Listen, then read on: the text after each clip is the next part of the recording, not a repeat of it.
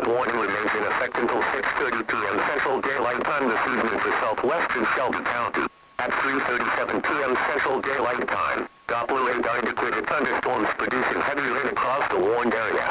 Between 2 and 3 inches of rain has fallen across parts of the warned area, with heavy rain expected to continue over the next hour or so. Flash flooding is already occurring. Hazard, life-threatening flash flooding. Thunderstorms producing flash flooding. Source, radar.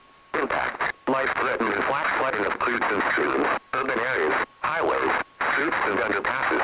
Some locations that will experience flash flooding include Hoover, Alabaster, Pelham, Helena, Helena, Montebello, Indian Springs Village, Wilton, Mayline, Shelby County Airport, American Village, University of Montebello, Oak Mountain Amphitheater, River Case, Oak Mountain State Park, Selonia, Alabaster Veterans Park, Saginaw, Satellite Farms and 10th Branch. Flash flood, radar indicated flash flood damage threat, considerable instructions, turn around, gun back below 2 drum when encountering flooded roads. Most flood deaths occur in vehicles.